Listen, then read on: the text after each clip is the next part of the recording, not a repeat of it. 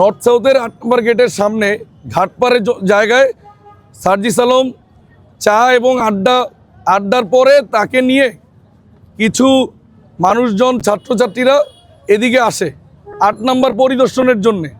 আমিও তার পাশাপাশি আসি এবং যখন আমি তাকে বলতে আসি যে এখানে বিভিন্ন দলের মানুষ এখানে এসেছে, প্রাইভেট বিশ্ববিদ্যালয়ের ছাত্রদের যে একটা জায়গা, একত্রিত হওয়ার জায়গা, এবং বসুন্ধরা আবাসিক এলাকা একটা প্রাইভেট বিশ্ববিদ্যালয়ের শিক্ষার্থীদের একটা হাব, এই জায়গায় আপনি এতদিন পরে এসেছেন, এই জন্যে আপনাকে আমরা আমন্ত্রণ জানাই।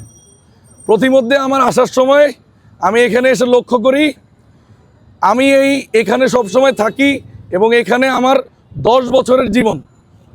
এখানে কিছু 3-4টা বিশ্ববিদ্যালয়ের ছাত্রদলের নেতাকর্মীদের অবস্থান এখানে দেখতে পাই।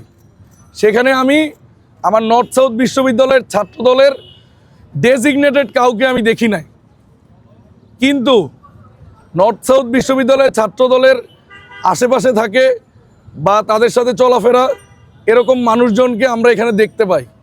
তার মধ্যে একজন আহমেদ শাকিল মাশরুফ, তিনি ছাত্রদল নেতা হিসাবে দাবি করেন, কিন্তু সে ছাত্রদলের কোনো পোস্টেড না। বাট আহমেদ শাকিল সে একজন পোস্টেড। তার সাথে সাধারণ শিক্ষার্থীরা সহ এবং অন্যান্য যে শিক্ষার্থীরা আছে, যারা সমন্বয়ক আছে, একটা বাক বিতর্কে জড়ায়। বাক বিতর্কে জড়ার কারণ হচ্ছে আহমেদ শাকিল তার দলবল এবং মানুষজন নিয়ে ঢাবির এগেইনস্টে স্লোগান দিচ্ছিল। আসলে এটা আমার কনসার্ন না। আমার ঢাবির এগেইনস্টে বা ঢাবির পক্ষে বা ঢাবির দালালি চাটুকারিতা করা এটা আমার রক্তে নাই ভাই। আমি প্রাইভেট বিশ্ববিদ্যালয়ে একজন শিক্ষার্থী এবং বাংলাদেশের একটা টপ বিশ্ববিদ্যালয়ে পড়ার আমার সৌভাগ্য হয়েছে এবং এখনও আমি নিয়মিত ছাত্র। সেই হিসাবে বলবো, আপনারা অন্যদিকে কথাটা না নিয়ে আমার কথাটা বোঝার চেষ্টা করুন। আমার কথা হচ্ছে, আজকে যেমন সারা বাংলাদেশের মানুষজন বলতেছে যে প্রাইভেট বিশ্ববিদ্যালয়ের ছাত্রছাত্রীরা ঢাবির সামনে গিয়ে তারা মাইর খেয়ে এসেছে, এবার যেমন ঢাবিকে ছিছি করা হচ্ছে এবং পাবলিক ইউনিভার্সিটিতে খুব নিচু করে দেখা হচ্ছে।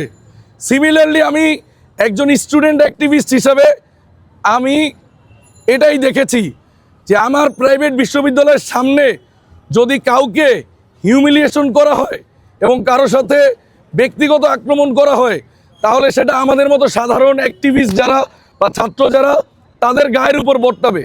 এই জন্য